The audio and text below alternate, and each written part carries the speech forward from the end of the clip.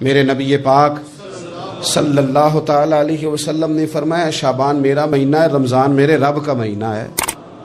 اتنی برکتوں والا مہینہ، اتنی شانوں والا مہینہ ماہ رمضان، آپ نے کچھ باتوں کا بڑا ہی خیال رکھنا ہے۔ ایک تو آپ نے کوشش کرنی ہے نمازیں ذوق کے ساتھ پڑھی جائیں، یعنی ایک ہے کہ اوہو ٹانگیں نہیں اٹھ رہی اب تراویح کا ٹائم، نہ اس میں کجی ہے، اس میں تھوڑا سا نا ذوق کی کمزوری ہے۔ اٹھنا ہے تو شوق سے اٹھنا ہے، بھاگ کے اٹھنا ہے۔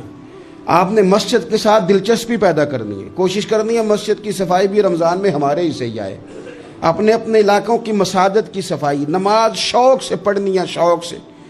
آپ نے رمضان المبارک میں کوشش کرنی ہے کہ آپ یہ کہیں کہ زیادہ سے زیادہ میں نہ دوسروں کو نواز سکوں، میں نہ چپکے سے پہنچوں کسی غریب تک، خود سے جاؤں اور رمضان سے پہلے جاؤں، تاکہ وہ پہلا روزہ جو اس نے رکھنا ہے نا وہ اسی لنگر سے رکھے جو میرے حصے میں آئے، اور اس کو اپنا موسم سمجھیں جس کی وجہ سے اللہ آپ کو ثواب دے رہا ہے، اس کو موسم سمجھیں جس کی وجہ سے اجر مل رہا ہے۔ اور کوشش کریں کسی کو کپڑا جوڑا سوٹ دینا ہے، کسی طالب علم کو، امام مسجد کو، کسی غریب کو، کسی بوڑھی اماں کو، اپنے کسی چچا کو، اپنے دادا کو تحفہ دینا ہے تو وہ بھی شروع رمضان میں دے، تاکہ وہ آسانی سے سلا لے، سلا کے پہن لے۔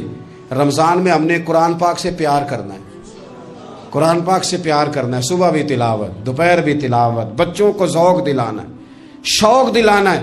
ہم نے قرآن مجید رمضان شریف میں تراویح میں ذوق سے سننا ہے، کھڑے ہونا ہے۔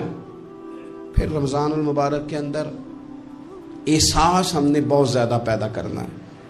ہم نے دیکھنا ہے کہ میں کس جگہ میری ضرورت ہے، میں کس طرح کر کے کام آ سکتا ہوں، وہاں اپنی خدمات کو پیش کرنا ہے۔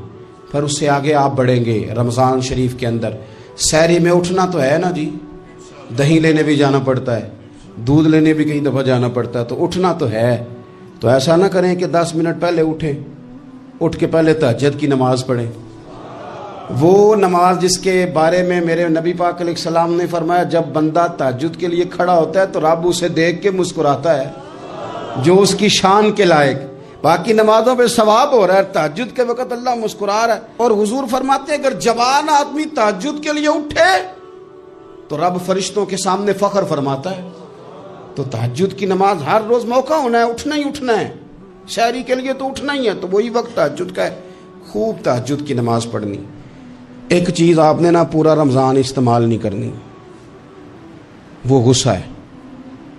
سارے روزے نا، یعنی بالکل عین افطاری کے وقت بھی کوئی بندہ غلط بات، برداشت کون سی بات کرنی ہوتی ہے، صحیح کہ غلط؟